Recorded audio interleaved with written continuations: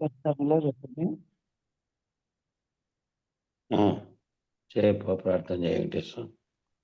సరే సార్. జై సద్గురు ప్రభు మహారాజుకు జై. గురు బ్రహ్మ గురు విష్ణు గురుదేవో మహేశ్వర, గురు సాక్షాత్ పరబ్రహ్మం తస్మై శ్రీ గురువే నమః. గురువే సర్వలోకానాం విసజే భవరోగిణాం నిధయే సర్వవిద్యానాం శ్రీ దక్షిణామూర్తియే నమః. శ్రీధరస్వామినం నిత్యం బోధకారణమవ్యయం భావాతీతం అహం వందే సుఖజ్ఞానైక నిర్మలం. వందారుజనమందారం వందే హంత నిరంతరం రామడుగు వంశజం శుద్ధం శివరామాఖ్య దీక్షితం. బృహద్వాదిష్ట సిద్ధాంతం పూర్ణ బ్రహ్మోపదేశికా శ్రీ వెంకటేశ్వర యోగీంద్రం సద్గురుభ్యో నమో నమః. ఆత్మానాత్మ అతీతమనిశం కేవలాత్మోపదేశికం శ్రీ వేముల రామయ్యార్య యోగీంద్రం సద్గురుభ్యో నమో నమః. చరాచరమతీతం చ అచల పూర్ణోపదేశికాం శ్రీ పూర్ణానంద పుల్లయార్య సద్గురుభ్యో నమో నమః. పూర్ణబోధ సుధానిధిం పూర్వపుణ్యఫలప్రదం వేదాంతానంద సద్గురుం వెంకటరమణార్య గురుం భజే. పూర్ణానంద పుల్లయార్య పుత్రరత్న మహాగురుం విష్ణానంద విభం దేవం కృష్ణమూర్తి నమో నమః. పరబ్రహ్మానందవర్షిం పరాపర సమాదర్శం జ్ఞానాజ్ఞానతీతానంద శ్రీ అశ్వత్థార్య నమోస్తుతే. సర్వకాలాకాల ప్రత్యక్షం సర్వోత్తమ సుశాశ్వతం విరహితానందగురుం వెంకటదాసార్యం భజే. అస్మద్గురు సమారంభం కృష్ణ సాందీపమాధ్యమాం శ్రీ మహావిష్ణు పర్యంతం వందే గురు పరంపరం. నమస్కార ఫలితము పార్వతి. మూడేళ్ళు ఉన్నాయి. అతిరహస్యము ప్రభువరా అదియు మీ సూచనతో భట్టబయలే, అన్యోన్యముగాకను నిరతమానన్యమై ఉన్నది. ఆరు వృక్షము చేతని ధ్యానించబడిన నీ స్వరూపంబు కర్మమయ ఉపశాంతిని అతీంద్రయ బుద్ధిని అలవరుచును, ఆరూఢతకు నేర్చును అతీత భావమై చెలుగొందును. జనులందరి తరపున మీకుని ప్రణతులర్పింతు దేవా. నగరాజతనయ నీవు సద్గురుని తర్పించబడిన పిదప త్రిపుటీరహితం వైతివి, పార్వతీ గుణరహితురాలవైతివి. గుణరహితమైనప్పుడే సద్గురుని తత్వమే నీ స్వరూపం. ఈ గుట్టు తెలియకుంటే నరుడు తా బంధమును మునుగు నిజము. గురుముఖమున దిలసిన నరుడు తా సాక్షాత్తు నారాయణి. జై సద్గురు ప్రభు మహారాజుకు జై. ఈ గురుగీత ప్రభావము 25 ఉంది. రేపు ఇంకా కలుసుకుంటాం. జై సద్గురుదేవ. జై గురుదేవ్.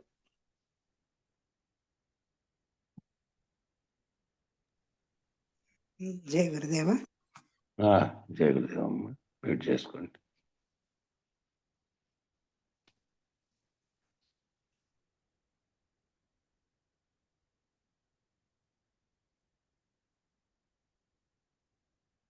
ఈ విధంగా సహజ స్థితికి భిన్నంగా సహజంగా ఉన్నటువంటి నీ స్వస్వరూప జ్ఞానాన్ని విడిచి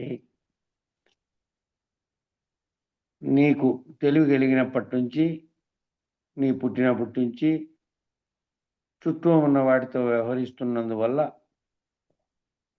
అదే నిజం అనుకొని దాంతో వస్తూపలబ్ధి పొంది వస్తువులతోనూ వ్యవహారంతో వాటికి ఆకర్షితులవై ఆ విధంగా ఉంటున్నావని నిన్న చెప్పారు. కాబట్టి నీ సహజ శైలికి భిన్నంగా ఉన్నాయి అవన్నీ. నువ్వు చేస్తున్నటువంటి ప్రవర్తన అవన్నీ నువ్వు చేస్తున్నటువంటివి అశాశ్వతమైన దాని పట్ల మోహితుడవై, అశాశ్వతమైన దాని పట్ల స్పందిస్తూ, అశాశ్వతమైన వాటి దానితో పొందినటువంటి సుఖదుఖాలన్నిటిని మళ్ళీ పరిగణనలోకి తీసుకుంటూ, సహజ శైలికి భిన్నంగా నీ సహజ శైలి ఏంది, నీ సహజమైనటువంటి స్థితిని నువ్వు తెలుసుకుంటే సర్వ చైతన్య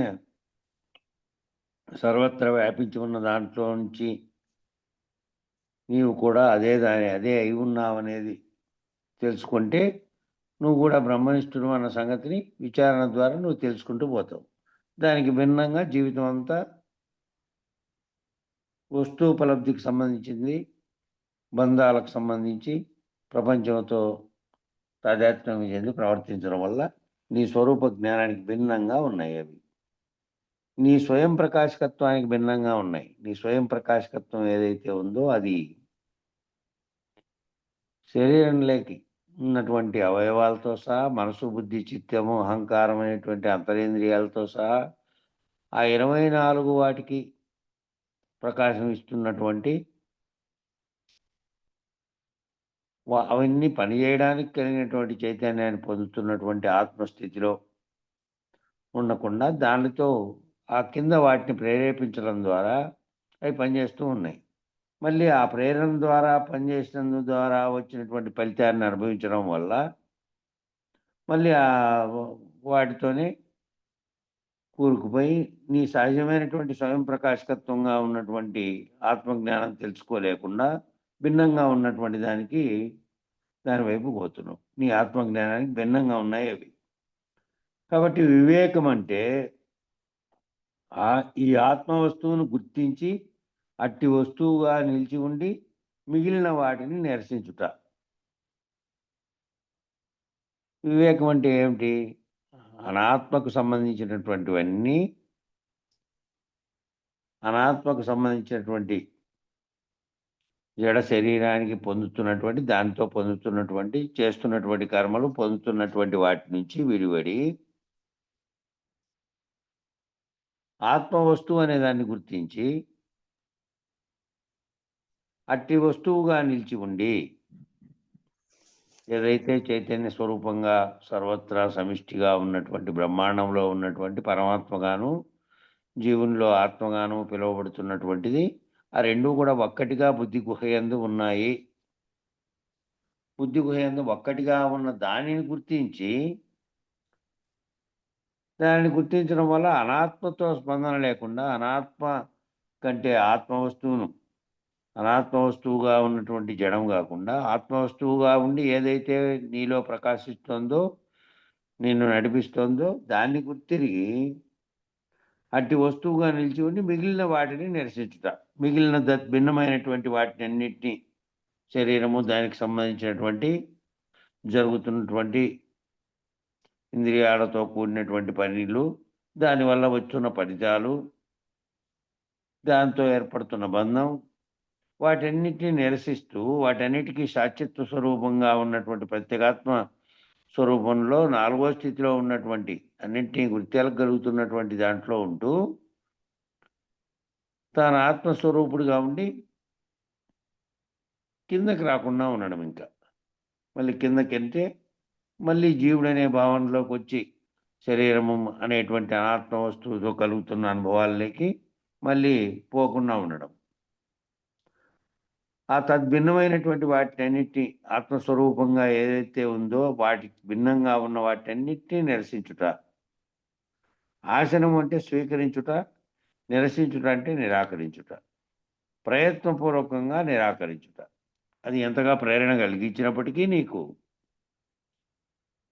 చుట్టూ ఉన్నది నీ కంటికి కనబడుతూ ఉంటుంది కాబట్టి, చుట్టూ వ్యవహారంలోంచి వేరై నువ్వు లేవు కాబట్టి నీ చుట్టూ కనబడుతున్నది జగత్తు, నువ్వు వ్యవహరిస్తున్నది వాటన్నిటిలోనూ నువ్వు ఉన్నప్పటికీ కూడా వాటితో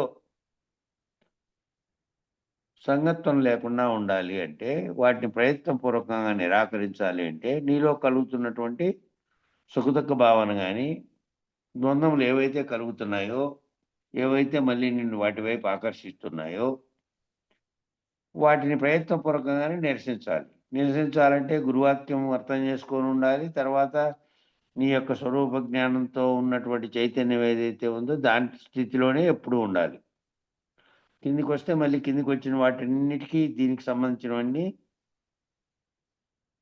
ఏదైతే నీ అసలైన స్వస్వరూపం ఉందో, ఆ స్థితిలో నుంచి మళ్ళీ జీవుడు శరీరం అనేటువంటి దానితో తాదాత్మ్యం చెంది చేసినట్టయితుంది. కాబట్టి వివేకం అంటే ఏమిటంటే వాటిని నిరసించాలి. వాటిని నిరసించి ఆత్మవస్తువుగా ఉన్నటువంటి చైతన్యంతోనే తాను కొనసాగుతూ మిగిలిన వాటన్నిటిని నిరసించాలి. కాబట్టి ప్రయత్నపూర్వకంగా త్యజించుట అంటే అదే సాధన. ఏం సాధన చేయమంటున్నారంటే, నువ్వు సాధకుడుగా ఉన్నప్పుడు ముందు నీ స్వరూప జ్ఞానాన్ని తెలుసుకోవాలంటే నిత్యానిత్య వస్తు వివేకంతో సహా చెప్పబడినటువంటి వాటిని సాధిస్తూ ఏదైతే నువ్వు ఈ మిగిలిన వాటిని నిరసించుకుంటూ తెలుసుకుంటూ పోతున్నావే, అదే సాధన అంటే. కాబట్టి నా జీవితంలో నేనెలా ఉంటున్నాను అనేది ప్రశ్నించుకోవాల్సిన అంశం ఏంటంటే, నా జీవితంలో నేనెలా ఉంటున్నాను?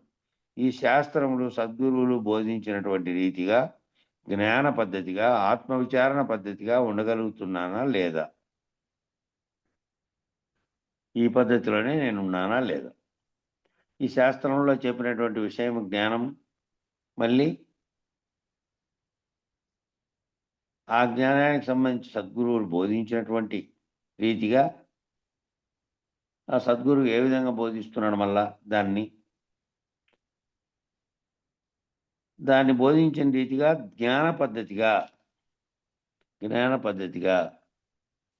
అంటే జ్ఞానంగా తెలుసుకుంటున్నటువంటి జ్ఞాన పద్ధతిగా విచారణ చేసుకుంటూ, అంతకుముందు అవిద్యగా, అజ్ఞానంగా ఉన్నటువంటి అంశాలని ఏవైతే తొలగిపోతూ ఉన్నాయో భ్రాంతులు, అవి తొలగిపోతూ ఉంటే అప్పుడు జ్ఞాన పద్ధతిలో అంతకుముందు అవిద్యగా, అజ్ఞానంగా భావించిందే మళ్ళీ జ్ఞానం తెలియబడిన తర్వాత మళ్ళీ దాంట్లోనికి పోకుండా అది ఆత్మవిచారణ పద్ధతిగా ఉండగలుగుతున్నానా లేదా? ఈ విచారణ పద్ధతిలోనే నేనున్నానా లేదా? మిగిలిన సాధనోపాయములు ఆజన్మార్జితమై ఉన్నటువంటి అనేక సాత్విక, రాజసిక, తామసిక వ్యవహారం శీలములందు అనిష్టమైనటువంటి వాసన, బల సంస్కార విశేషములను రద్దుపరుచుకోవడానికి మిగిలినటువంటివన్నీ కూడా సాధనోపాయాలన్నీ ఆజన్మార్జితమై జన్మతో పాటు ఉన్నటువంటి ఆ గుణాలు, సాత్విక, రాజసిక, తామసిక గుణాలన్నీ వచ్చింటాయి. అవి వ్యవహారశీలములు యందు వ్యవహారం చేసేటప్పుడు అనిష్టమైనటువంటి వాసనాబలము, సంస్కార విశేషాలు, ఈ వాసనాబలం అనేక జన్మార్జితంగా అది కూడా వచ్చింటుంది. అంతకుముందు జన్మలో నువ్వు ప్రవర్తించిన దాన్ని బట్టి, ఈ జన్మలో ప్రవర్తించేదాన్ని బట్టి, ఈ జన్మలో మళ్ళీ నీవు కొన్ని సంస్కారాలను జన్మతః పూర్వకంగా కలిగి ఉన్నటువంటివి ఉంటాయి. వాటిని మార్చాలంటే కొంతమందికి అది అలవాటుగా ఉంటే అంటుంటారు, ఈ అలవాటు అయిపోయింది ఈయనకి, అనేక జన్మల నుంచి వచ్చిందో లేకపోతే ఎందుకో ఇది మార్చుకోలేకుండా ఉన్నటువంటి అలవాట్లుగా ఉన్నటువంటివే సంస్కారాలు. ఆయా సంస్కారాలు వారి కుటుంబ జీవనంలో తల్లిదండ్రుల నుంచి కొన్ని వస్తే, చుట్టూ ఉన్న సమాజం నుంచి కూడా కొన్ని సంస్కారాలు వస్తాయి.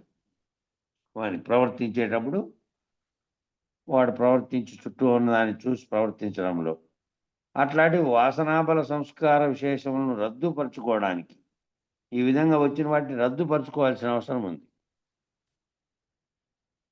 అవి రద్దుపరుచుకొని విచారం ద్వారా నువ్వేం చేయాలి? విచారం ద్వారా నువ్వు సాధనోపాయముల ద్వారా అవి ఆజన్మార్తికంగా వచ్చినటువంటి 3 గుణాలకు సంబంధించినటువంటివి మరియు వాసనా బల సంస్కార బల విశేషాలు ఏవైతే ఉన్నాయో నీలో వచ్చి వాటిని రద్దుపరుచుకోవాల్సిన అవసరం ఉంది. రద్దుపరుచుకోవడానికి సూక్ష్మ శరీరాన్ని శుద్ధి చేయడానికి. శరీరం ఏదైతే ఉందో మామూలుగా భౌతికంగా ఉండే స్థూల శరీరం సూక్ష్మ శరీరం ఆదేశాలకు అనుగుణంగా అది కలిగించే ప్రేరణలకు అనుగుణంగానే పనిచేస్తూ ఉంటుంది. కాబట్టి ఎక్కడ కలుగుతున్నాయి ఈ ఆలోచనలు రావడానికి? నువ్వు ప్రవర్తించేటువంటి ప్రతి ప్రవర్తన యొక్క ఆలోచన కలుగుతున్నటువంటి చోట సూక్ష్మ శరీరంలో కలుగుతున్నాయి. అక్కడ కలగనీయకుండా అక్కడ దాన్ని శుద్ధి చేయాలి. దాన్ని శుద్ధి చేయకుండా ఇది కాదు, ఇది వ్యవహరించదు. అక్కడ ఒక వస్తువు ఉంది, అది తీసుకోవాలనే బుద్ధి పుట్టిందనుకోండి. బుద్ధి ఎక్కడి నుంచి పుడుతోంది అది? ఆ వస్తువుని తీసుకోవాలి. అది నీది కానే కాదు.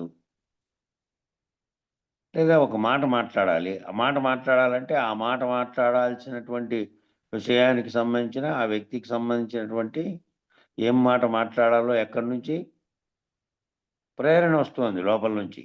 ఇష్టంగా ఉండడం ఒకటి, అయిష్టంగా ఉండడం ఒకటి, లేదంటే క్రోధంతో మాట్లాడడం. ఈ అన్నిటికీ కారణమైనది ఎక్కడి నుంచి వస్తుంది? సూక్ష్మ శరీరంలో నుంచి వస్తున్నాయి. నువ్వు వ్యవహరించే వ్యవహారాలకు సంబంధించిన ఆదేశాలన్నీ సూక్ష్మ శరీరంలోంచి వస్తున్నాయి. కాబట్టి దాన్ని శుద్ధి చేయకుండా, దాన్ని శుద్ధి చేయకపోతే ఏమవుతుంది? అది మనసు ఏ విధంగా పీకుతుందో, అది క్రోధంగా పీకింది, లేదంటే అది అయిష్టంగాను, మోదంగాను, లేదంటే ఈ అరిషడ్ వర్గాలకు సంబంధించినటువంటి కలిగేటువంటిది వాటితో వ్యవహరిస్తున్నటువంటి పరిస్థితుల్లో అది గనక ఉంటే అదే విధంగా వ్యవహరిస్తుంది. కాబట్టి సూక్ష్మ శరీరాన్ని శుద్ధి చేయాలి. మనసులో అటువంటివి ఏవి ప్రేరణలు కలుగుతున్నాయో వాటన్నీ నిరసిస్తూ పోవాలి. నిరసిస్తూ పోయిన తర్వాత ఇక నాకెందుకు, నాకేమవసరము అన్నట్టు. సర్వసంగ పరిత్యాగి అయిపోయినటువంటి వాడు ఎక్కడో పోయుంటాడనుకోండి. అట్లా పోయి ఉండకుండా నీ మనసులో గనక సర్వసంగ పరిత్యాగము అనే స్థితిలో ఉందనుకో నువ్వు, ఏమవసరం ఆడ బంగారు కనపడినా కూడా ఎవరిదో వాళ్ళు తీసుకొని లేవాళ్ళు. నాకెందుకు అన్నట్టు ఉంటావు. లేదంటే ఎవరిదో అది తీసుకొని చూసి వాళ్ళకి చెప్తావు. ఎవరిదో నాకవసరం లేదు అనే భావన ఉన్నప్పుడు ఎవరిదన్నా పడేయనని ఆడ. కాబట్టి బుద్ధి శుద్ధి చేసుకోవాలి అనేటువంటి శుద్ధి చేసుకుంటే శుద్ధ బుద్ధిని సాధించడంలో సహకరి సహకారి కారణంగా సాధనలు ఉపయోగపడతాయేమో గాని, శుద్ధ బుద్ధిని సాధించేదానికి, ఆ విధమైన బుద్ధితో ప్రవర్తించడానికి సహకారం ఇచ్చే కారణాలుగా ఈ సాధనాలు ఉపయోగపడతాయేమో గాని, ఆత్మవిచారణ అనేటువంటి కట్టకడపటి సాధన మొదటి నుంచి చేయాలి. ఆత్మవిచారణ అనే స్థాయికి పోయిన తర్వాత ఇక శరీరంతో వ్యవహరించే, శరీరానికి సంబంధించినటువంటి జడ ప్రపంచము, నీ ముందున్నటువంటి, నీ చుట్టూ ఉన్నటువంటి వస్తు ప్రపంచము, నిన్నంతా అదే వచ్చింది. వస్తువులతో లబ్ధి పొందడం ద్వారా నేను వస్తువులు సంపాదించాను, నేను బంగారం సంపాదించాను, నేను ఇల్లు కట్టుకున్నాను, నేను కుటుంబాన్ని ఇది చేశాను, నేను ఈ విధముగా పెళ్ళిళ్ళు చేశాను, మళ్ళా ఇవి వాళ్ళ పిల్లలు పుట్టారు, మళ్ళా ఇట్లే ఈ ఏవైతే అవన్నీ కలుగుతున్నాయో అవన్నీ కూడాను జడమైన శరీరానికి పెనవేసుకున్నటువంటివే. వాటికి తాదాత్మ్యం చెందడం వల్ల, వాటితో తాదాత్మ్యం చెందడం వల్ల నిజమైనటువంటి నీ స్థితిని గ్రహించలేక భ్రమ చెందుతూ ఉన్నాం. కాబట్టి శుద్ధ బుద్ధిని సాధించడంలో సహకారైనటువంటి సాధనములుగా అవి ఉపయోగపడతాయి. ఆత్మవిచారణ అనేటువంటి కట్టకడపటి సాధన మొదటి నుంచి చేయాలి. ఆత్మవిచారణ అనేది చేసుకుంటూ అక్కడ స్థిరపడితే, అక్కడి నుంచి అది కలగడానికి, అది ఏదైతే ఎరుక కలిగిందో, సంకల్పం కలిగిందో కలిగి సర్వభ్రాంతుల్ని, ప్రపంచ భ్రాంతిని, జీవదేవ భ్రాంతిని, సర్వభ్రాంతుల్ని కలిగించడానికి కారణమైనటువంటిది ఏ మాయ చేత అవ్యక్తంగా ఉన్నది వ్యక్తమై ఇదంతా తోస్తోందో, ఈ తోచడానికి కారణమైనటువంటి స్థితిలో నుంచి ఆవలికి పోవడానికి ఇంకా ఈ ఆత్మవిచారణ ఉపయోగపడుతుంది. ముందు ఆత్మవిచారణ పరంగా నువ్వు చైతన్య స్వరూపంగా ఉన్నటువంటి చైతన్యం నేను, ఆ చైతన్యం సర్వత్రా సర్వజీవుల్లో వ్యాపించి ఉన్నది, అది నేను అనేటువంటి నిర్ణయాత్మక స్థితిలోకి రావడానికి అట్టి విచారణ యందు రతుడైనటువంటి వాడంటే చివరిదాకా మొదటి నుంచి కట్టకడపటి సాధన మొదటి నుంచి చేయాల్సింది ఇదే, ఆత్మవిచారణ. అట్టి ఆత్మవిచారణ ఎందు రతునైనటువంటి వాడు అంటే మునిగి ఉన్నటువంటి వాడు, తాను ఆత్మస్వరూపుడుగా మునిగి ఉన్నాడు. ఇంకా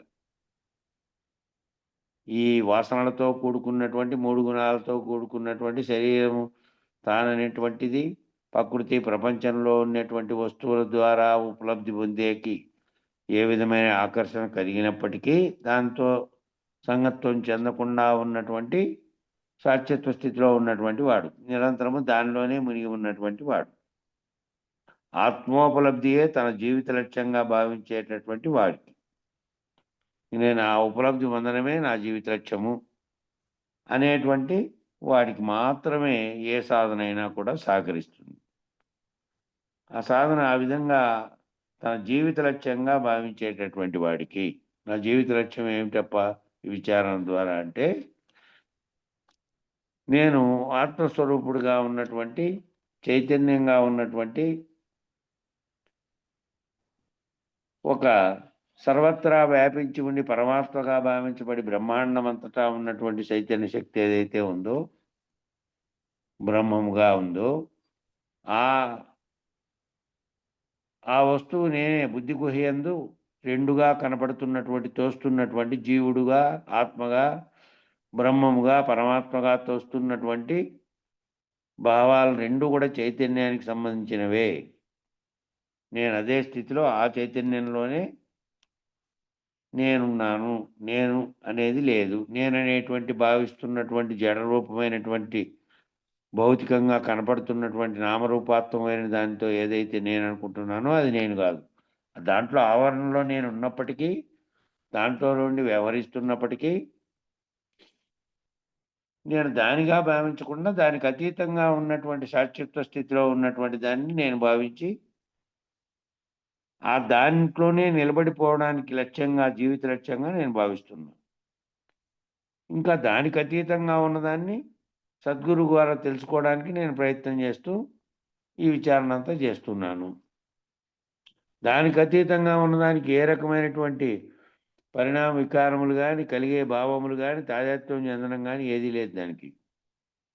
ఏ రకమైనటువంటి వికారములు లేవు. ఏ రకమైనటువంటి తెలియడం, తెలియబడటం అనేది కానీ, తెలియబడకుండా ఉండటం అని కానీ, తెలిసే తెలివి కానీ, ఇవన్నీ ఎరుకకే సంబంధించినవే. దానికి సంబంధించినవి కాదు కాబట్టి, అది తెలియబడిన తర్వాత నువ్వే లేవు కాబట్టి, తెలియజెప్పే తెలివి లేదు కాబట్టి, ఆ స్థితిని పొందడానికి, దీంట్లో నుంచి ముక్తి పొందడానికి కారణమైనది అక్కడి దాకా పయనిస్తుంది.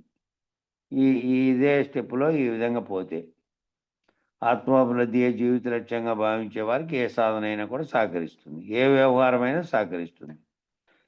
ఏ అవ్యవహారమైనా సహకరిస్తుంది. అవ్యవహారంగా ఉన్నటువంటి దానైనా సాధన ద్వారా దాన్ని పోగొట్టుకోవడానికి వీలు లేదు. పోగొట్టుకోవడానికి వీలు సహకరించేదానికి వీలైతుంది. అంతకుముందు ఉన్నటువంటి వాటి వ్యవహారములన్నీ భ్రాంతులుగా ఉన్నవన్నీ అవ్యవహారములే. అవన్నీ నిజమనుకొని మనం ప్రవర్తించినవన్నీ. కాబట్టి అట్టి వ్యవహారములలో నుంచి ఏ వ్యవహారమైన సాధనైనా ఏదైనా సహకరిస్తుంది ఆ భావంతో దాన్ని లక్ష్యంగా పెట్టుకున్నటువంటి వాళ్ళకు. అది ఇది అని చెప్పడానికి వీలు లేదు. జనన మరణాలతో సహా అట్టి ఆత్మయందు అంశీభూతములై ఉన్నవి. ఇది అది అని చెప్పడానికి వీలు లేనటువంటి విధంగా ఉన్నాయి. అన్ని అంశాలు కూడా జనన మరణాలతో సహా ఈ అంశాలన్నీ కూడా ఆత్మయందు అంశీభూతాలై ఉన్నాయి. అట్టి సర్వవ్యాపక స్థితి యందు సమావిష్టమైపోయినాయి. సర్వవ్యాపక స్థితిలో ఉన్నాయి అవి. జీవుడుగా ఆయా జీవులకు లభిస్తున్నటువంటి సుఖదుఖాలు, జనన మరణాలన్నీ కూడా దాని ద్వారా ఏర్పడుతున్నటువంటి ఉపాధి కలుగుతున్నటువంటివన్నీ కూడా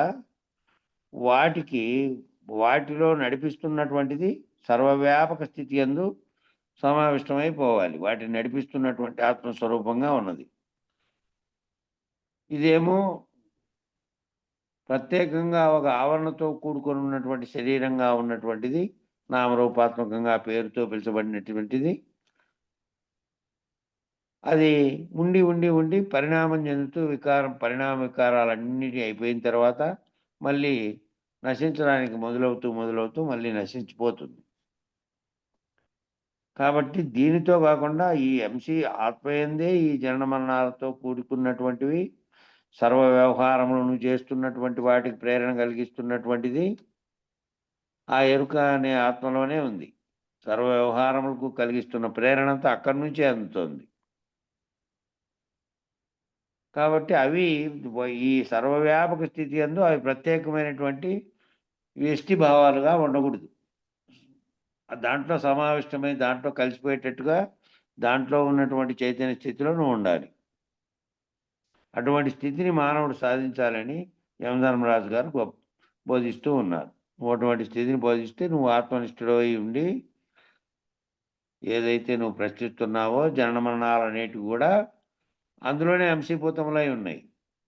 అది రహితపరుచుకున్న వానికి మళ్ళా జననం ఉంది, నేను మరణం కలుగుతుంది, జననం కలుగుతుంది అనే భావనలో నుంచి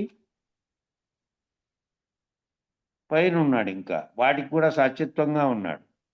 ఆ కలిగే వాటికి సర్వత్రా కలుగుతున్నటువంటి వాటితో అంటే శరీరం దేనికైతే వస్తుందో జననము మరణము దాంతోనే ఇది ఉంది. కానీ దాంతో ఉండి సర్వవ్యాప్తమై ఉన్నప్పుడు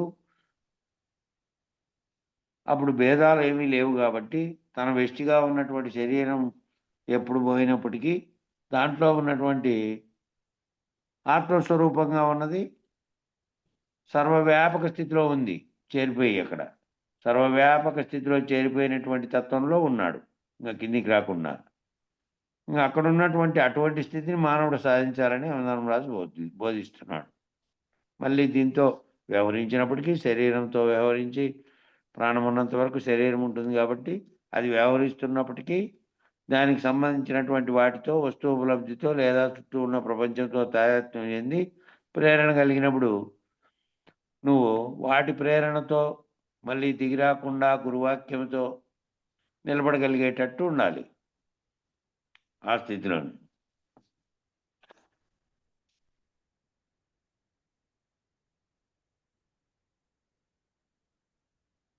ఇక్కడ శ్లోకం ఇచ్చారు.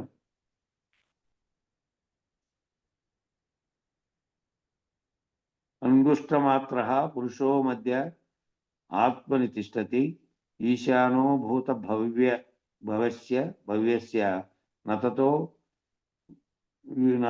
విజుగుప్పతే ఏతద్వై తత్ అని ఓ శ్లోకం ఇచ్చారు.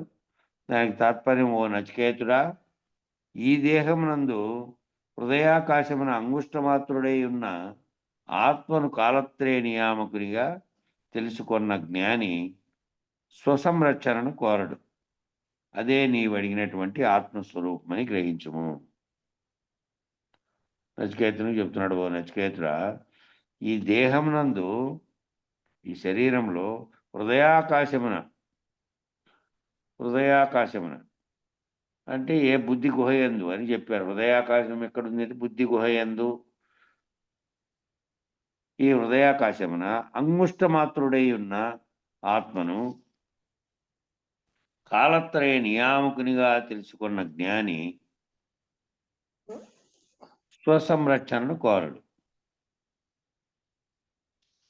ఈ దీంట్లో ఈ ఆత్మగా ఉన్నటువంటి ఈ శరీరంగా ఉన్నటువంటి భౌతిక శరీరంలోనే ఈ ఆవరణలోనే బుద్ధి గుహయందు హృదయాకాశంలో ఉన్నటువంటి ఆత్మస్వరూపంగా అంటే గుర్తెరుగుతున్నటువంటి చైతన్య స్వరూపంగా ఉన్నటువంటి వాడు అంతటా నిండి ఉండడు చేత ఆత్మను కాలత్రయ నియామకునిగా తెలుసుకున్న జ్ఞాని స్వసంరక్షణను కోరడు అంటాడు. ఆత్మను 3 కాలాలకు సంబంధించినటువంటి నియామకునిగా ఆ ఆత్మే ఉంది. అక్కడ అంగుష్టం అంటే బొటనవేలని వస్తుంది. కానీ సూక్ష్మాతి సూక్ష్మంగా ఉండబడినటువంటి వాడు విశాలం అంటే కావలసినంత విశాలం అయిపోతుంది. అక్కడ విశాలం కాకోకుండా సూక్ష్మంగా ఉంటే సూక్ష్మంగానే ఆ సూక్ష్మమైనటువంటి దాన్ని ఈ గురుబోధ చేత దాన్ని అతిక్రమించడానికి ఒక అవకాశం ఉంటుంది అని భావం. అంటే కాలత్రయం నియామకునిగా తెలుసుకున్నటువంటి వాడు కాలత్రయాన్ని 3 కాలాలని 3 కాలాలకి ఉన్నటువంటిది ఏంటంటే వస్తు ప్రపంచంగా మామూలుగా ప్రాపంచిక దీంతో చూస్తేనే 3 కాలాలు వేరువేరుగా. ఆత్మస్వరూపంగా గనక వాడు భావించి ఉన్నట్టయితే 3 కాలాలను నియమించుతున్నది 3 కాలాలను అధిగమించి ఉండేది అదే.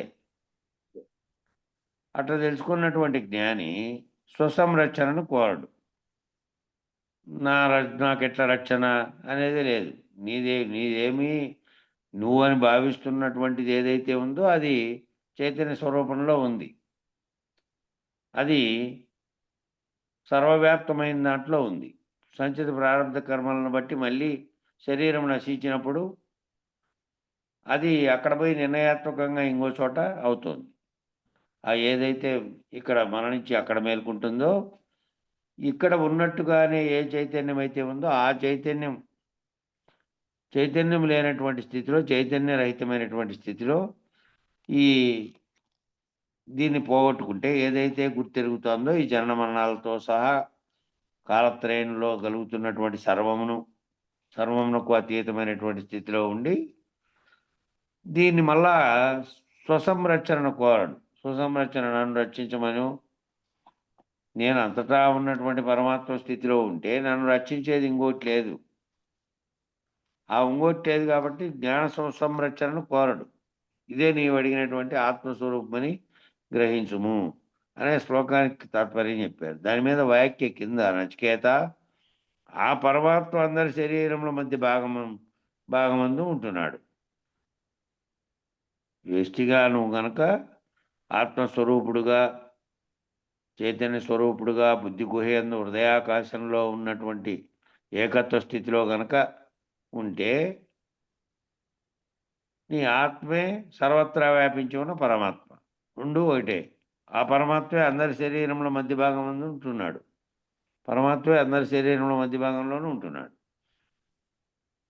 అంగుష్ట మాత్రం హృదయాకాశంలో ఉంటున్నాడు. చిన్నగా ఉన్నటువంటి అతి సూక్ష్మ రూపంలో ఉన్నటువంటి స్థితిలో ఆ హృదయాకాశంలో ఉంటున్నాడు. అంతటా నిండి ఉన్నటి చేత పురుషుడని చెప్పబడుతున్నాడు. అంతటా నిండి ఉన్నటువంటి దాన్ని పురుషుడు అన్నారు. చైతన్య స్వరూపంలో ఉండేదాన్ని. ప్రకృతిగా ఉన్నటువంటి దేహం ఏ విధంగా ఉందో ఆ దేహంతో సహా ప్రకృతి అంతటినీ స్త్రీగా చెప్పబడింది. దేహిగా చెప్పబడినటువంటి పురుషుడుగా చెప్పబడినటువంటి పరమాత్మ అందరి శరీర మధ్య భాగంలో ఉన్నాడు. అంతటా నిండి ఉన్నటి చేతనే పురుషుడని చెప్పబడుతున్నాడు. ఎవరు? చైతన్య స్వరూపుడుగా ఉండేటువంటి పరమాత్మ. ఇక్కడ ఒక సూక్ష్మమైనటువంటి ఉపమానము. సూక్ష్మంగా ఉండి అంతటా ఎట్లా వ్యాపిస్తా ఉంది అనే దానికి ఎవరన్నా గురువులు కాకుండా వినేటటువంటి వాళ్ళు ఎవరైనా చెప్పగలరా అని ఒక ప్రశ్న.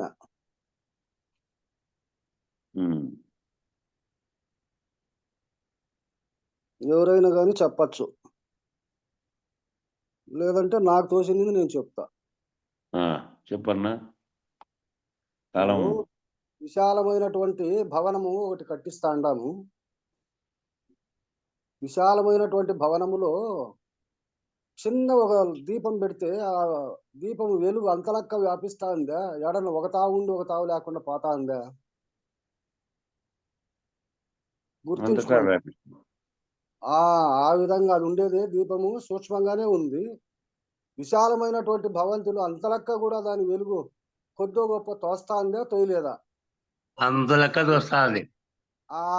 అది అట్లాంటివి సూక్ష్మమైనటువంటి గుర్తు పెట్టుకోవాలి మనం. సరే, తెరపు లేకుండా ప్రపంచం అంతా ఉడకది వస్తుంది.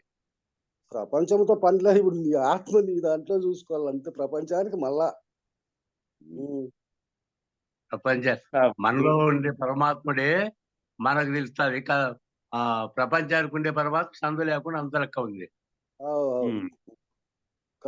కాబట్టి అంతటా నిండి ఉండుట చేత పురుషుడని చెప్పబడుతున్నాడు. అంతటా నిండి ఉండుట చేత పురుషుడని చెప్పబడుతున్నది ఏది అంటే చైతన్యమే ఆత్మగా పరమాత్మగా చెప్పబడుతున్నదే పురుషుడని చెప్పబడుతున్నది. జడంగా ఉన్నటువంటి దేహంగాను ప్రకృతిగాను ప్రపంచంగాను కనపడుతున్న బ్రహ్మాండం అంతా కూడా ప్రకృతిగా చెప్పబడింది, స్త్రీగా చెప్పబడింది. ఈ విధంగా తెలిసిన వారు అట్టి పురుషుణ్ణి, ఈ పురుషుడే కాలత్రయానికి నియామకుడుగా ఉన్నాడు, ఈ గుర్తెరిగే చైతన్య స్వరూపంగా ఉన్నటువంటి వాడు. ఈ విధంగా తెలిసిన వారు అట్టి పురుషుని నుండి తనకు భయం కలుగునని తలంపడు, వాని నుండి రక్షణను కోరడు. ఏ చైతన్య స్వరూపంగా ఉన్నటువంటి సర్వవ్యాప్తమై ఉన్నదో పరమాత్మ అనేది, అది తన యందు కూడా హృదయాకాశంలో ఉన్నటువంటి ఆత్మగా ఉన్నటువంటిది అదేననియు, అది అంతటా వ్యాపించి ఉండి తనలో కూడా అదే ఉంటే మళ్ళా తన నుంచి భయం కలుగుతుంది అనే భావము, తనను రక్షించమని అడిగేటువంటి భావము లేదు. ఇంకా రక్షించమని కోరేది ఎవరిని? నీలోనే ఉన్నటువంటి పరమాత్మనే కదా. నీలోనే ఉన్నటువంటి దాన్ని నువ్వు తెలుసుకుంటే చైతన్య స్వరూపంగా ఉన్నటువంటి పరమాత్మ స్థితి, నా ఆత్మస్థితి రెండు ఒకటే. కాబట్టి వీటన్నిటికీ, వ్యవహారికములన్నిటికీ భిన్నంగా ఉన్నటువంటి సాక్షిత్వ స్థితిలో ఉన్నటువంటి నీకు శరీరంతోనూ వస్తువులతోనూ ఏర్పడే భయాలతో నిమిత్తమే లేదు. ఇంకా దాంతో భయపడాల్సిన పని లేదు.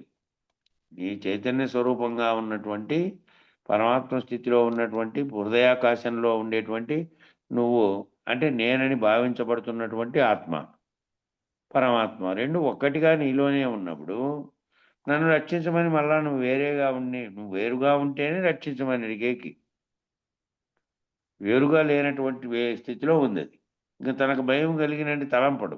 అట్లా భావించిన వాడు ఏదైతే సర్వవ్యాప్తమై ఉన్నదో పరమాత్మ స్థితి, అది హృదయాకాశంలో తనయందే ఉన్నటువంటి ఏకత్వ స్థితిలో ఉన్నటువంటి ఆత్మ పరమాత్మలుగా వేరుగా భావించబడేది. సర్వత్రా ఉన్న దాంట్లోనూ నేను కూడా ఉన్నా, అదే నేనై ఉన్నప్పుడు, నా హృదయాకాశంలోనే పరమాత్మ ఉన్నప్పుడు అట్టి పురుషుణ్ణి, ఆ పురుషుని నుండి తనకు భయం కలుగుతుందని రక్షింపమని కోరడు.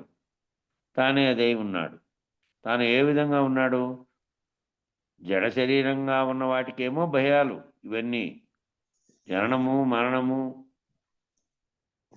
సుఖము, సంతోషము, దుఃఖము, నష్టము, శరీరం దీంట్లో కలుగుతుంది, ఏ వస్తువుల వల్ల కలుగుతుంది అనేదంతా ప్రాపంచిక భావనతో కూడుకొని ఉన్న దానితో. దానికి అతీతంగా సర్వవ్యాప్తమై ఉన్న స్థితిలో నువ్వు గనక ఉంటే మళ్ళీ ఈ రకమైన ద్వంద్వాలు, ఈ రకమైన భయాలన్నీ కలగేది లేదు. ఇంకా ఈ భయాలన్నీ దీనికి సంబంధించినవి కాబట్టి దానికి అతీతంగా ఉండే స్థితిలో నువ్వు నిలబడితే మళ్ళీ ప్రత్యేకంగా భయాల నుంచి రక్షించేదో ఏదైనా చేసేదో చేయమని కోరవు. నువ్వే అదై ఉన్నావు కాబట్టి.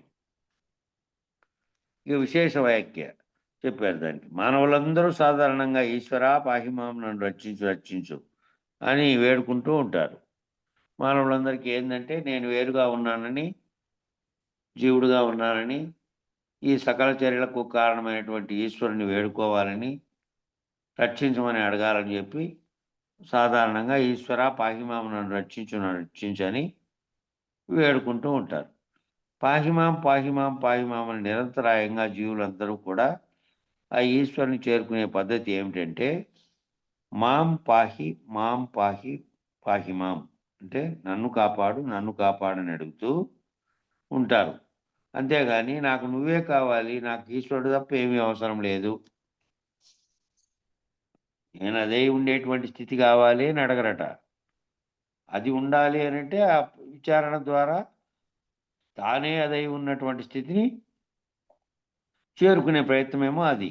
అట్లా లేదనమాట. ఇక్కడ భౌతిక వస్తువుగా నేను వేరుగా ఉన్నాను, నేను శరీరంగా ఉన్నాను, నేను కృష్ణమూర్తి అనే పేరుతో, లేకపోతే వెంకటేష్ అనే పేరుతో, లేకపోతే వాళ్ళ నామరూపాత్మకమైన పేర్లతో తాము భావించుకొని ఏం చేస్తారంటే పరోక్షంగా ఉన్నాడనే కోరతాడు గాని అపరోక్ష స్థితిని పొందాడు. తాను దానికంటే వేరుగా ఉన్నాననే భావనతో ఉన్నందువల్లే అది. వేరుగా లేదు, నేను ఆ స్థితిని నేను పొందాలి అనుకోకుండా ఆ స్థితిలో పరమాత్మ ఈశ్వరుడు ఉన్నాడు, నన్ను రక్షిస్తాడు వేడుకుంటే అనే భావనతో ఉన్నాడు. నన్ను కాపాడని అడుగుతూ ఉంటాడు. కానీ అంతేగాని నువ్వే కావాలి, నాకు ఈశ్వరుడు తప్ప ఏమీ అవసరం లేదు, నాకు బ్రహ్మము తప్ప ఏమీ అవసరం లేదు, నాకు ఆత్మ వస్తువు తప్ప ఏమీ అవసరం లేదు అని మాత్రం అనడు. ఎందుకంటే తానే అదై ఉన్నాడనే స్థితి తాను గుర్తెరక్కలేకపోవడం వల్ల, తెలుసుకోలేకపోవడం వల్ల తాను జీవుడుగా విభజించబడినటువంటి భావంతో ఉన్నాడు కాబట్టి, ఆ విభజించబడినటువంటి భావంతో నన్ను కాపాడు, పాహిమాం పాహిమాం అని అంటున్నాడు.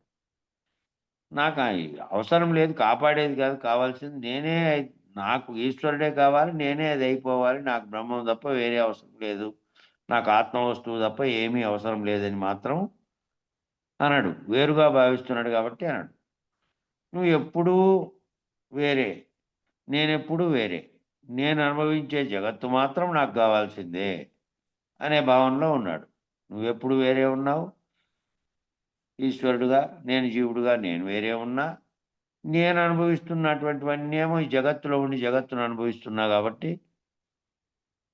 ఆ ఇది మాత్రం నాకు కావాల్సింది. ఏది జగత్తులో నేను జీవుడిగా భావిస్తున్నటువంటివన్నీ నాకు కావాలి. అవి కావాల్సి వచ్చినాయి కాబట్టి ఆ వస్తువులు దానితో తాదాత్మ్యం చెందే నేను జీవుడుగా భావించుకుంటూ, నాకు అవన్నీ కలగజేయి స్వామి. నేను కష్టంతో ఉన్నా, నష్టంతో ఉన్నా, దుఃఖంతో ఉన్నా, ఇవన్నీ కలగడానికి కారణమైనటువంటి నాకు కలగడానికి నువ్వు చేయి ఏదో అని అనుకుంటున్నాడనమాట. ఇవన్నీ కలుగుతున్న దానికి కారణం కూడా నువ్వే నేనేది తెలుసుకోకుండా, జగత్తుతో తాదాత్మ్యం చెంది అనుభవించే జగత్తు మాత్రం నాకు కావాలనుకుంటున్నాడు. తాను దాంట్లో ఏ దానితో కూరుకుపోయాడంటే నామరూపాత్మకమైనటువంటి దానితో ఉన్నాడు కాబట్టి జీవుడుగా. తాను తెలుసుకుంటే తన స్వరూప జ్ఞానం, తాను వేరుగాను, తనకు అవకాశాలన్నీ ఇవన్నీ కలగజేస్తున్నటువంటి ఈశ్వరుడు వేరుగాను ఉన్నాడు అనేది లేదింక. తానే అయి ఉన్నటువంటి స్థితిని తెలుసుకోవడానికి మాత్రమే ఈ విచారణంతా చేస్తున్నాడు తప్ప, ఆ ఆత్మ వస్తువు తప్ప ఏమీ అవసరం లేదని మాత్రం అనడు. ఎప్పుడూ నువ్వే వేరే, నేను వేరే, నాకు ఈ ప్రపంచంతో సంబంధించినటువంటివన్నీ అనుభవించేటువంటి జగత్తు మాత్రం నాకు కావాలి, కావాల్సిందే. ఒకవేళ ఈ జన్మలో చివరికి ఏదైనా నువ్వు అవకాశం ఇస్తే నువ్వు కూడా కావాలి. ఇవన్నీ అనుభవిస్తూనే, ప్రపంచ భావనలో ఉంటూనే నిన్ను ముక్కుంటూ ఉన్నా. ఏదో ఆఖరిలో ఏమన్నా కలిగితే ఆ అవకాశం వస్తే నువ్వు కూడా కావాలి. నువ్వు కావాలని మొదటి నుంచి ఈశ్వరుడు తప్ప, బ్రహ్మం తప్ప నాకేమీ అక్కర్లేదు, నేను అదే ఉన్నాను, నేను దాన్ని పొందాలనే భావంతో కాకుండా జగత్తుతో ఉన్నటువంటి భావంతో ఉన్నాడు కాబట్టి, అప్పుడు ఇవన్నీ కావాలి. ఏంది ప్రపంచానికి, జగత్తుకు సంబంధించినవన్నీ కావాలి నాకని అడుగుతున్నాడు. చివరిలో ఏమన్నా అవకాశం ఇస్తే ఆ చివరి భావనలో, వైరాగ్య భావనలో ఇవన్నీ అనుభవించలేని స్థితి వచ్చి మంచం లేక పడిపోతే, ఏవైతే కోరుకుంటున్నాడో, ఈ కోరినవన్నీ నాకు అవి కావాలని, అవన్నీ ఉన్నా కూడా చేయలేని స్థితిలో ఏమంటాడు ఇంకా? నాకు నువ్వే కావాలి, పరమాత్మ కావాలి, ఈశ్వరుడు కావాలని ఇంక అప్పుడు అంటాడు. ఆఖరి స్థితిలో నువ్వేది పొందలేనటువంటి, శరీరంతో పొందలేని స్థితి ఉంది కాబట్టి, దాంతో తాదాత్మ్యం చెందాల్సిన పరిస్థితి నుంచి దాటిపోయావు కాబట్టి, చివరిలో నువ్వు కావాలి అంటావు అవకాశం వస్తే. అప్పటికి మతి లేకపోతే అది కూడా కోరలేవు ఆ స్థితిలో. అంతేగాని జగత్తు లేకుండా నువ్వు మాత్రం నాకు అవసరం లేదు, అనుభోక్తమైనటువంటి భోగ్య వస్తువైనటువంటి జగత్తు లేకుండా నిన్నేం చేసుకుంటానయ్యా నేను అనుకుంటాడంట జీవుడు. జగత్తు లేకుండా ఉంటే ఆ జగత్తులో నాకు అవసరం, ఆ జగత్తులో అనుభోక్తమైనటువంటి తాను అనుభవిస్తున్నటువంటి దాంతో తాదాత్మ్యం చెంది, ఆ భోగ వస్తువైనటువంటి జగత్తు భోగ వస్తువుగా ఉంది. నీకు వస్తువును కలగజేస్తోంది, దాంతో వచ్చే సుఖాన్ని కలగజేస్తోంది. అది లేకపోతే దుఃఖాన్ని కలగజేస్తోంది. అది పొందలేకపోతే ఇంకా సర్వము అది కలగజేస్తున్నటువంటిది ఏదైతే ఉందో అది లేకపోతే, ఈ జగత్తు లేకుండా ఉంటే, ఈ జగత్తు లేకుండా ఉంటే నిన్నేం చేసుకుంటా నేను? జగత్తుతో తాదాత్మ్యం చెందినవాడు జగత్తు లేకుండా ఈశ్వరుడు లభించినటువంటి స్థితిలో భావిస్తే, ఈశ్వరుడు నేను రెండూ కూడా సర్వవ్యాప్తమైనటువంటి చైతన్య స్థితిలో భాగంగా ఉన్నాయని, నేనే ఆ ఈశ్వరత్వం అని తెలిసినంత మాత్రాన జగత్తు లేకుండా ఏం చేసుకుంటా నేను అని కనుకుంటే, జగత్తుతోనే తాదాత్మ్యం చెంది ఉన్నాడు అని. నిన్నేం చేసుకుంటానయ్యా నేను? నీ వల్ల నాకు ప్రయోజనం ఏముంది? కాబట్టి నేను కష్టాలలో పడుతూ ఉంటాను.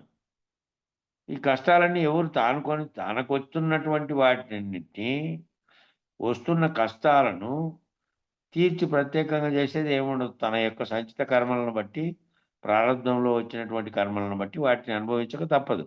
వేరే ప్రయత్నాలు ఏదేదో చేసేటువంటివన్నీ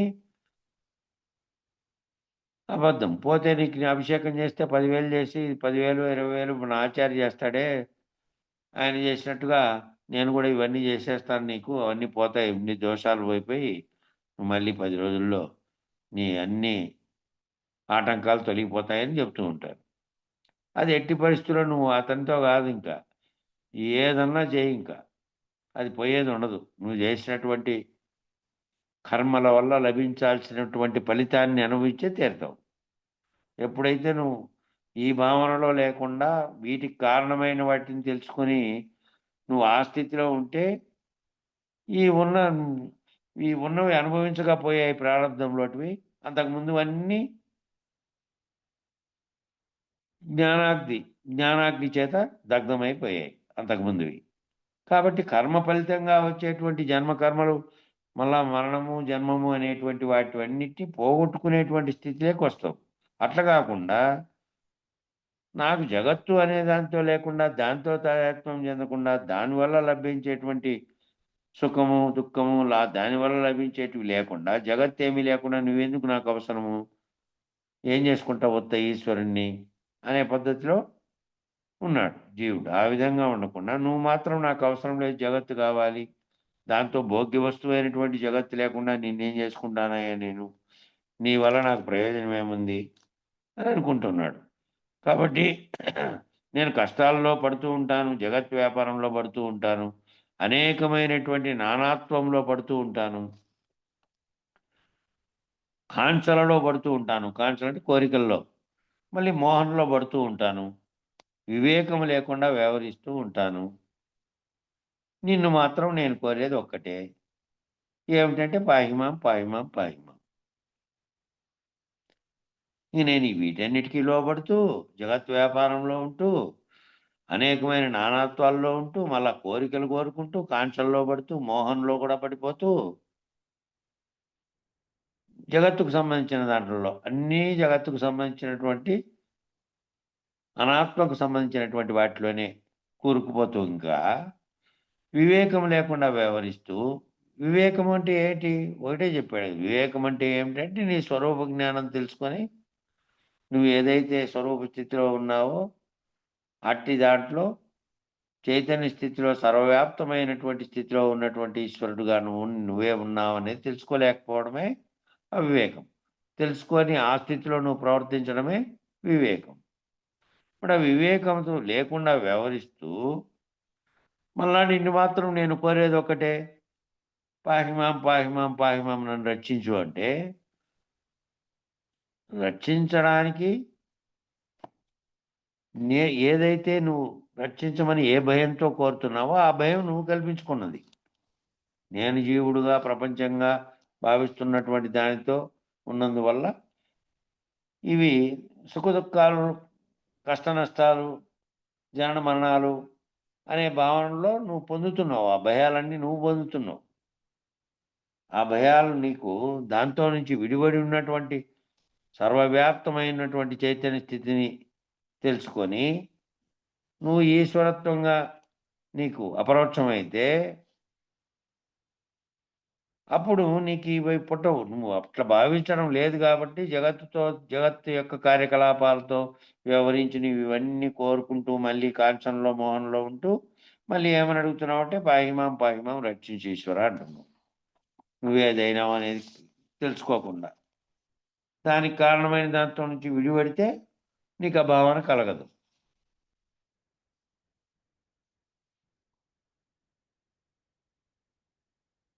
ఇది సవ్యమైనటువంటి పద్ధతేనా? ఈ విధమైన పద్ధతి సవ్యమైనటువంటిదే అనేటువంటి విచారణ చేసుకోవాల్సినటువంటి అవసరం ఉన్నది. ఆ విచారణ ఎవరికి వారు చేసుకోవాలి. శరీరంగా ఉంటూ శరీరానికి సంబంధించినవి, ప్రపంచం భావనతో ఉంటూ ప్రపంచాన్ని చూస్తూ దాంట్లో ఉండి దాన్ని సర్వవ్యవహారాలను అనుభవిస్తూ తన యొక్క స్వరూపంగా ఉన్నటువంటి తానేమిటి అనేది ఏ చైతన్యం తనను పలకరిస్తోంది, ఏ చైతన్యం తాను పలికేటట్టు చేస్తోంది, ఏ చైతన్యం తనలోని ఇంద్రియాలతో సహా సర్వమును కదిలించి దానికి కలగజేస్తోంది ప్రేరణ. ఆ స్థితిలో నుంచి దిగి రాకుండా, ఆ స్థితిలో గనక ఉండకుండా దీనితో తాదాత్మ్యం చెందినటువంటి స్థితిలో ఉండి మళ్ళీ ఏమంటున్నాడు, ఆ సవ్యమైనటువంటి పద్ధతిలో లేకుండా అపసవ్య పద్ధతి ఇది. అపసవ్య పద్ధతిలో ఉంటూ ప్రపంచ భావన కలిగినటువంటి దాంతో ఉన్నాడు. ఇది సరైన పద్ధతేనా అని ఎవరికి వారు ఏం చేయాలి, విచారణ చేసుకోవాల్సినటువంటి అవసరం ఉన్నది. ఎవరెవరికి వారు విచారణ చేసుకోవాలి. విచారణ ద్వారా పొందుతున్న జ్ఞానం ద్వారా ప్రశ్న కలగాలి. ప్రశ్న కలిగి దానికి సందేహాన్ని తెలుసుకోగలగాలి. దానికి స్వయంగా తెలుసుకోగలగలేని స్థితి ఏదైనా ఉంటే, దానికి మళ్ళా ప్రతిబంధకంగా ఏదైనా ఉంటే అది తొలగిపోయి అసలు భావన తెలవడానికి గురువాక్యం ద్వారా లేదా గురువును ఆశ్రయించినటువంటి వారు గురువు ద్వారా తెలుసుకోగలిగి ఉంటారు. శాస్త్రమునే వివరించి శాస్త్రంలోని అంతరార్థాన్ని గురువు చెబుతాడు కాబట్టి అట్లా విచారణ చేసుకోవాల్సినటువంటి అవసరం ఉంది.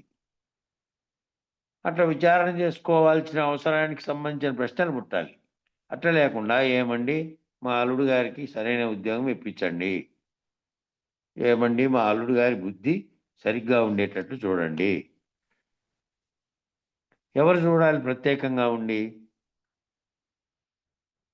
ప్రత్యేకంగా ఉండి మళ్ళీ నువ్వు కోరినందువల్ల అవి తప్పించడానికి వీలయ్యేటట్లయితే ఈ రకమైనటువంటి జరుగుతున్నటువంటి ప్రాపంచికంగా జరుగుతున్నటువంటివన్నీ జరుగునా అంతా సవ్యంగా జరుగు, సర్వద్వందాలు ఉండవు. అప్పుడు అటు జరిగేటట్టు ఉండింటే అటు జరగదు. కాబట్టి ఈ కోరికలన్నీ కోరినప్పటికీ ఆ ప్రత్యేకంగా ఒకరు వచ్చి తీర్చేది లేదు. కాబట్టి ఈ విధంగా ఉద్యోగం ఇప్పించండి, లేదంటే బుద్ధి సరిగా ఉండేటట్టు చూడండి. మా అల్లుడు గారికి మా అమ్మాయిని హింసిస్తున్నాడను, ఇంకోటి చేస్తున్నాడను, ఏమండి మా అమ్మాయిని సరిగ్గా చూసుకునేటట్టు చేయండి చూడండి అంటే ఇట్లా వెస్టులు అనేక కోట్లాది వాటిలో ఉన్నటువంటి మనోభావాలలోకి ఈశ్వరుడు పోయి దూరి అవన్నీ సరిచేయాలి. వారి బుద్ధి బాగుపడేటట్టు, వాడి అమ్మాయిని బాగా చూసుకునేటట్టు, ప్రపంచంతో వ్యవహరించినప్పుడు సరిగా ఉండేటట్టు ప్రవర్తించేటట్టు ఇవన్నీ ఎవరు చేయాలి? దాన్ని ప్రార్థిస్తూ ఉన్నాడు. ఏమి, తన పరిస్థితి ఏమిటో తన యొక్క స్థితి తాను చేసుకుంటే, ప్రతి జీవుడు కనుక ఈ స్వరూప జ్ఞానం తెలుసుకునే ప్రయత్నాలు చేస్తే ఈ విధమైనటువంటి ద్వంద్వాలుగా ఉండేటువంటివన్నీ ఏర్పడవు. ఈ కోరికలన్నీ కోరుతున్నాడు. ఏమండి నన్ను మా ఆయన సరిగ్గా చూసుకునేటట్టు చూడండి, ఏమండి మా పిల్లలు సరిగ్గా ఉండేటట్టు చూడండి, ఏమండి మన వాళ్ళు సరిగ్గా ఉండేటట్టు చూడండి. ఇవన్నీ ప్రార్థనలు. ఇలా ఎన్ని రకాలుగా ఏ పేరుతో పిలిచి కోరుతూ ఉన్నప్పటికీ, ఏ పేరుతో పిలిచి ఒకరు ఓ పేరుతో, ఒకరు వాళ్ళ ఊర్లో పెట్టుకునే దేవుని పేరుతో, ఒకరు గుళ్ళో ఉండే పేరుతో, ఇంకో దాని పేరుతో, ఇంకో వ్యక్తి పేరుతో, చెట్లకు రాళ్లకు రప్పలకు సర్వత్రా పోయి అన్ని కోరికలే ఇవి. ఈ విధమైనవన్నీ కోరుతూ ఉన్నారు. ఈ కోరుతూ ఉన్నప్పటికీ ఈ కోరికలన్నీ ఒకే కోరికలోకి వెళ్ళిపోతున్నాయి. ఈ కోరికలన్నీ కలిసి ఒకటే కోరికలోకి పోతున్నాయి. ఒకటే కోరిక ఏమిటది అంటే పాహిమాం, నన్ను దీనిలన్నింటిలో నుంచి రక్షించు. అయితే ప్రాథమికమైనటువంటి బాల్య దశలో ఇది అవసరం. ప్రాథమికమైనటువంటి బాల్య దశలో, ఎందుకంటే ఇక్కడ ఉచితానుచితములు తెలియనటువంటి అవస్థ ఉంది. కాబట్టి బాల్యావస్థలో ఉన్నప్పుడు నేర్పుతున్నాం, అది కావాలని కోరుకో, ఇది కావాలని కోరుకో, అదిగో ముక్కో స్వామి కోరికలు కోరు. ఏ రకమైనది అలవాటు పడుతోంది అంటే, మనము ఉన్నటువంటి స్థితికి పైన ఉన్నటువంటి పరమాత్మ నీకు తయారు చేయడానికి, నువ్వు కోరిన కోరికలు కోరడానికి తీర్చడానికి ఉన్నాడనేటువంటి భావన బాల్య వ్యవస్థలో మొదటి మామూలుగా అయితే అవసరం లేదు ఆ స్థితిలో. ఎందుకంటే అక్కడ ఉచితానుచితాలు తెలియవు కాబట్టి ఆ పిల్లోనికి తెలియనటువంటి అవస్థ ఉంది. ఆ స్థితిలో బాల్యావస్థ ఎందు భక్తి అందే పునాది, విశ్వాసము ఏర్పడవలసినటువంటి అగత్యం ఉన్నది. అది కేవలం విశ్వాసంగాను భక్తిభావంతో కుదిరితే అటువైపు లక్ష్యంగా ఉన్నాడు. కానీ మళ్ళీ బాల్యం నుండే రక్తత ఏర్పడవలసినటువంటి అవసరం ఉన్నది కాబట్టి బాల్యావస్థ దాటే వరకు ఆ భక్తిని ఆశ్రయించాలి. బాల్యావస్థలో ఉన్నాడు. ఎందుకంటే మళ్ళీ వాడు ఆత్మజ్ఞానాన్ని పరిశీలించుకొని సర్వత్రా నిండి ఉన్న చైతన్యాన్ని, తాను జీవుడుగా ఉన్నటువంటి ప్రపంచాన్ని ఆశ్రయించి ఉన్నటువంటి మామూలు భక్తుడుగా ఉన్నటువంటి ఈ విషయాన్ని అంతటిని విశ్లేషించుకునే స్థితిలో ఆ వయసులోకి లేడు అప్పుడు.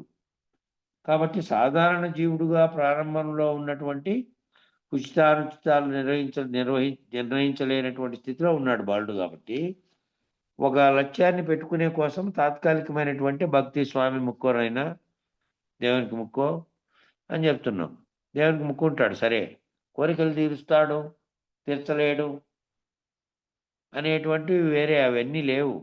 తాను లేదు, ఆ విధమైనటువంటి కోరికలు తీర్చడానికి నాలో కంటే వేరుగా లేడు, కోరుతున్నవాడే, కోరుకుంటున్నటు వాడే ఈశ్వరుడుగా ఉన్నాడు అనేటువంటి చైతన్య స్థితిని అప్పుడు లేడు. కాబట్టి అది దాన్ని ఏర్పాటు అయ్యేటువంటి స్థితిని తాను విశ్లేషించుకునే స్థితిలో లేడు.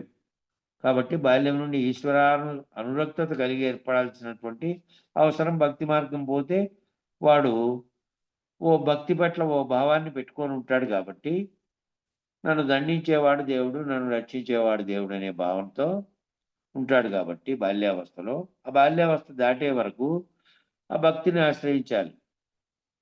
పాహిమామని ఆర్తితో వేడుకునేటువంటి లక్షణాన్ని అప్పుడు పెట్టుకోవాలి. వారికి తెలియదు కాబట్టి, జీవుడుగా ఉన్నటువంటి భావనలో పిల్లవాడుగా ఉన్నాడు కాబట్టి విశ్లేషించుకునేటువంటి తత్వం రాలేదు. కాబట్టి ఇప్పుడు నచికేతుడు అడిగినట్టు అందరూ పిల్లలు ఏటికి అడుగుతారు? తక్కువ వయసులో నాకు ఆత్మజ్ఞానమే చెప్పు, మిగతా ప్రపంచం అంతా వద్దు, నాకు ఆ బంగారం ఇస్తానంటివి, వస్తువులు ఇస్తానంటివి, సింహాసనం ఇస్తానంటివి, రాజ్యం ఇస్తానంటివి, అవన్నీ నాకు వద్దన్నాడు కదా. మరి అట్లా ఏంటికి అడుగుతారు? మామూలుగా ఉండే పిల్లోడు అడగలేడు. కాబట్టి మామూలుగా తాను ఒక లక్ష్యం ఉంటుంది కాబట్టి ఆ పిల్లోని లక్ష్యం వైపు తీసుకెళ్లేది మళ్ళా విచారణ అనేది మళ్ళీ వేరే సంగతి. ముందు ఆ పిల్లోనికి భక్తి అనేది ఎందుకు కలిగిస్తున్నారంటే ఒక విశ్వాసము, మళ్ళీ ఒక భయము. విశ్వాసమేమో నన్ను రక్షిస్తాడు అని, ఈ భయాలనేటివి ఏవైతే ఉన్నాయో అవి మళ్ళా పోగొడతాడు అనేటువంటి రక్షకుడు, నేను గనక సరిగా ప్రవర్తించకపోతే నన్ను శిక్షిస్తాడేమో అనే భయం. రెండున్నాయి, రక్షించేది, సరిగా ప్రవర్తించకపోతే శిక్షిస్తాడనే భయాలు. ఈ రెండు కలిగి ఉండాలి. కాబట్టి ఆ రకమైనటువంటి పాహిమామనే ఆర్తితో ఆ బాలుడుగా ఉన్నటువంటి బాల్యావస్థలో ఉండేవాడు వేడుకునే లక్షణాన్ని పొందాలి. నిరంతరాయంగా ఆ విధమైనటువంటి ఆర్తిని నిలబెట్టుకోవాలి. అప్పుడు భక్తి విశ్వాసాలు నిలబెట్టుకోవాలి. ఈశ్వరానుగ్రహం కోసం ప్రయత్నించాలి. కానీ చిత్తశుద్ధి లేకుండా, ఆత్మవస్తువు యొక్క లక్షణాలను గుర్తించకుండా అంధుడు ఏనుగును నిర్ణయించినట్టుగా నిర్ణయించబోనుకుంటే, పిల్లోడు బాల్యావస్థలో ఉన్నాడు కాబట్టి గుడికి పోతే మొక్కుంటున్నాడు, తనకు రక్షణ కోరమని పాహిమామంటున్నాడు, తనను భయాల నుంచి విముక్తి చేయమని కోరుకుంటున్నాడు. అప్పుడు కానీ ఈ చిత్తము దీన్నంతటినీ విశ్లేషించే జ్ఞానం వచ్చిన తర్వాత, బాల్యావస్థలో నిర్ణయించలేని స్థితిలో ఉన్నప్పుడు కాకుండా నిర్ణయాత్మక స్థితిలోకి నువ్వు ఎదిగిన తర్వాత, చిత్తశుద్ధి లేకుండా, ఆత్మవస్తువు యొక్క లక్షణాలను గుర్తించకుండా, చిత్తశుద్ధి అంటే ఏమిటి? చిత్తంలో ఇదే వివేకం అని చెప్పారు. ఏదైతే ప్రపంచ భావన, జీవుడనే భావన, శరీరం అనే భావన ఏదైతే ఉందో దాన్ని దాటిన స్థితిలో వివేకంతో ఉన్నటువంటి ఆత్మస్వరూప జ్ఞానం అది ఉంటే, చిత్తశుద్ధి ఉంటే, ఆత్మవస్తువు యొక్క లక్షణాలను గుర్తించకుండా ఏం చేస్తున్నాడు? అంధుడు ఏనుగుని నిర్ణయించినట్టుగా. అంటే ఏనుగాడు నిలబడి ఉంటే అందరూ గుడ్డి వాళ్ళపై ఒకరి తోక ఇట్లుందని, కాలు ఇట్లుందని, చెయ్యి ఇట్లుందని, నడుము ఇట్లుందని, చెవులు చేటల్లా ఉన్నాయని ఒకటి మొత్తాన్ని సంగ్రహించబడినటువంటి మొత్తాన్ని చూడలే. అదే ఒక గుడ్డివాడు కొన్నాళ్ళు ప్రపంచాన్ని అంతటినీ చూసినటువంటి వాడైతే కళ్ళు లేకపోయినా కూడా దాన్ని మళ్ళీ భావించగలడు, అంతకుముందు చూసిన రూపాన్ని మనసుతో. ఇక్కడ ఊరికే అంధుడుగా ఉండేటువంటి మామూలుగా ఉన్నటువంటి వారు ఊరికే కాళ్ళను చేయిని తడిమి చూస్తే ఏమవుతుందంటే, ఆ ఏనుగుని ఏ విధంగా నిర్ణయిస్తున్నాడో, ఏనుగు అంటే ఒక రోకల్లాగుందని తొండం పట్టుకున్నాడు, కాలు పట్టుకున్నాడు స్తంభంలాగుందని, తోక పట్టుకున్నాడు పరకలాగుందని. ఇట్లా నిర్ణయించినది అజ్ఞానం చేత అంధుడుగా ఉన్నాడు కాబట్టి నిర్ణయించినట్టే. అట్లా అజ్ఞానంతో ఏమవుతుంది? ఆత్మజ్ఞానము, ఆత్మ వస్తువు యొక్క లక్షణాలు చిత్తశుద్ధి లేకుండా గనక పూనుకుంటే వాడు అంధుడు కదా. ఆ విధంగా అన్నట్టే ఈ తెలియని వాడు అజ్ఞానంతో ఏమవుతాడు? అప్పుడు ఎప్పటికీ కూడా సమగ్రమైనటువంటి వివేకాన్ని, విజ్ఞానాన్ని పొందలేడు. వాడు అంధుడు కదా, ఒకటి నిర్ణయించుకున్నట్టు వానికి కనపడలేదు కాబట్టి ఇంకొకటి కనుక వివరించి చెబితే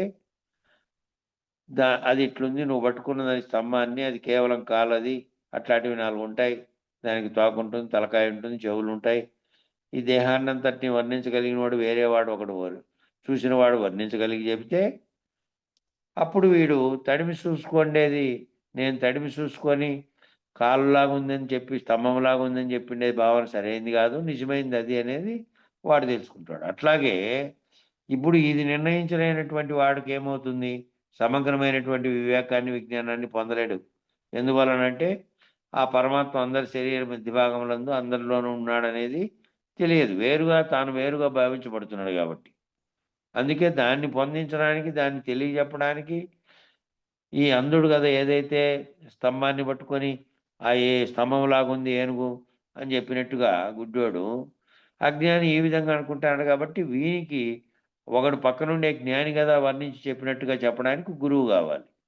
ఒక గురువు ఉంటేనేమో నీలో ఉన్నటువంటి ఏ భావనలైతే నువ్వు కూరుకొని పోయి నేను వేరుగా ఉన్నాననే అజ్ఞానంతో ఉన్నావో దాన్ని తొలగించి నువ్వు అందరిలోనూ అందరి శరీరంలో ఎందు ఆవరించి ఉన్నటువంటి చైతన్యం ఒక్కటే.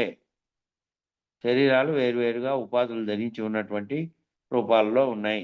చీమగా, దోమగా, మనిషిగా, జంతువుగా, ఇతరత్ర అంతటా చైతన్యం మాత్రం ఒక్కటే ఉన్నది. ఆ ఒక్కటే పనిచేస్తున్నది. ఆ ఒక్కటిలోనే నువ్వు కూడా ఉన్నావు, నీలోనే అది ఉంది అని చెప్పేందుకు గురువు కావాలి. సార్లు టైం సరిపోయింది. ఎంత ప్రయాణాలు ఉంటారు కదా పాపం. సరే, మంగళం చెప్పండి. జై సద్గురు ప్రభు మహారాజుకు జై. జయమంగళం నిత్య శుభమంగళం, జయతు జయమంగళం మహోత్సవ మంగళం. శుద్ధ తత్వజ్ఞుడౌ శుకయోగికి నిత్య సద్ధర్మ మార్గుడౌ సాందీపునకు సిద్ధముఖ పూర్ణుడౌ శ్రీకృష్ణమూర్తికి వద్దికతు అర్జున ఉద్ధవులకు. జయమంగళం నిత్య శుభమంగళం, జయతు జయమంగళం మహోత్సవ మంగళం. ఎల్లకాలమునందు ఎడతగని బ్రహ్మంబు తెల్లముగ శిష్యులకు తేటపరచి యుల్లమూరంజల్ల కల్ల ఎరుకను మాన్పు పల్లపోతుల పుల్లయారులకును. జయమంగళం నిత్య శుభమంగళం, జయతు జయమంగళం మహోత్సవ మంగళం. వేదాతీత వేద్యము గురుబోధ వేమారు శిష్యుల కిరిగించియు వేదనలు బాపితామోదంబు జేగూర్చు వేదాంత వెంకటరమణయ్యకు. జయమంగళం నిత్య శుభమంగళం, జయతు జయమంగళం మహోత్సవ మంగళం. నీకు మూలముగాక నాకు మూలములేక లోకలోకములన్నీ ఏకముగను ప్రాకటంబైనట్టి పరిపూర్ణ బ్రహ్మమును జోకతో తెలుపు గురుపీఠమునకు. జయమంగళం నిత్య శుభమంగళం, జయతు జయమంగళం మహోత్సవ మంగళం. మంగళం గురుదేవాయ మహనీయ గుణాత్మనే సర్వలోక చరణ్యాయ సాధురూపాయ మంగళం. జై శ్రీ వెంకటాంబ సమేత శ్రీ పూర్ణానంద పుల్లయ్యార్య సద్గురు ప్రభు మహారాజుకు జై. జై లక్ష్మీ సమేత వేదాంతానంద వెంకటరమణార్య సద్గురు ప్రభు మహారాజుకు జై. శ్రీ కల్పమాంబ సమేత సద్గురు శ్రీ కృష్ణమూర్త్యార్య సద్గురు ప్రభు మహారాజుకు జై. జై శ్రీ అచ్చమాంబ సమేత జ్ఞానాజ్ఞాన గీత అశ్వత్థార్య సద్గురు ప్రభు మహారాజుకు జై. జై శ్రీ లక్ష్మీ సమేత విరహితానంద వెంకటదాసార్య సద్గురు ప్రభు మహారాజుకు జై. ఇందుగల గురుభక్త మండలీకు జై. సర్వం సద్గురు చరణారవిందార్పణమస్తు. సర్వే జనా సుఖినో భవంతు. ఓం శాంతి శాంతి శాంతి. జై సద్గురుదేవ.